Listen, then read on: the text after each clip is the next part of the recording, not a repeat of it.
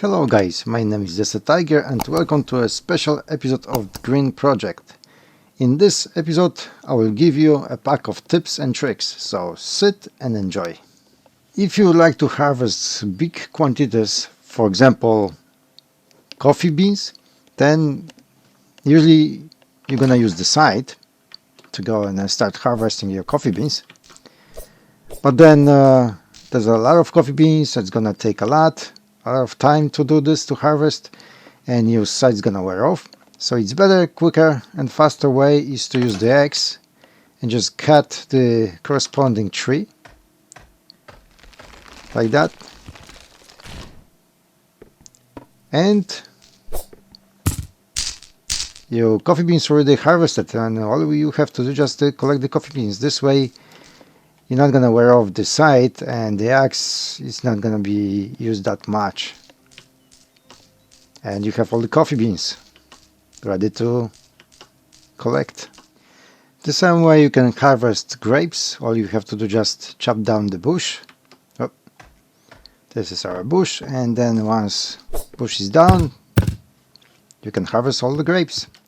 But don't use this harvest tactics on flower bush, because if you're gonna chop down the flower bush, you're not gonna be able to collect all the resources. In our case, there will be bees. They will be gone before you're gonna collect, and then we have only 6 jars with the bees.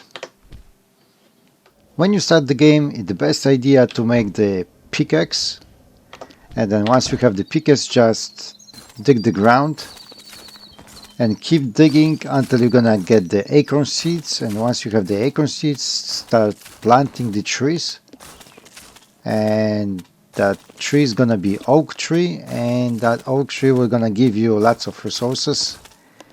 And also when you dig the ground, you can also get sunglasses. If you would like to collect lots of acorn seeds, just go to any oak tree and chop it down. But before you're gonna do this, make sure there's no squirrel around, because otherwise she will steal your acorn seeds. And once you chop down, just collect the acorn seeds, and we have extra acorn seeds.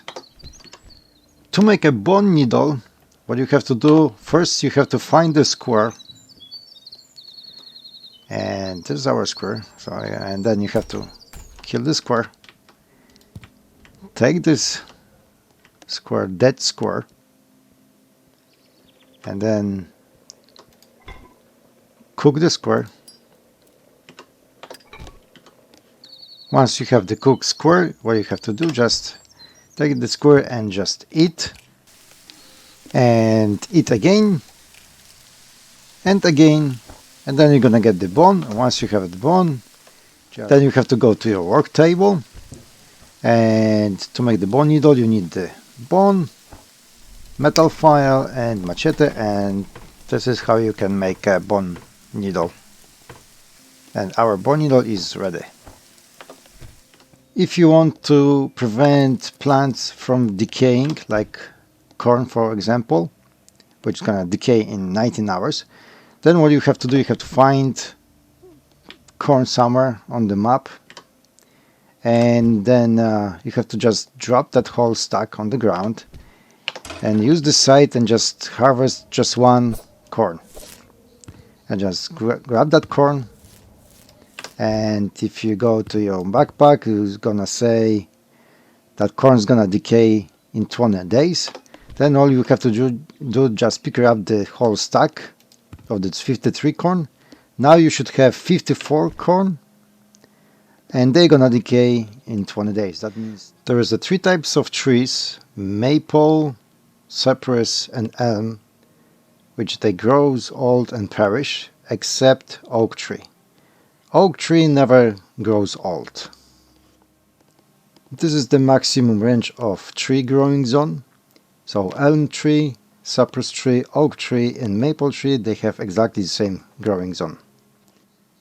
And this is the growing zone of flower, tree bush and hawthorn bush. If the tree will be pollinated by the bees, then 2 new saplings will appear, and you don't have to clear the ground around the tree. The game is gonna do it for you. And this is how it look like. See, there's stuff lying around, and there's 2 saplings already planted by the game. To obtain hawthorn seed, you have to wait for the crown to drop it. It is a random thing, so you have to be patient, but sooner or later he will drop the seed. If you would like to convert raw wood to organic waste, then just drop the raw wood on the ground and just make sure there's no ants around, because they're gonna eat the logs.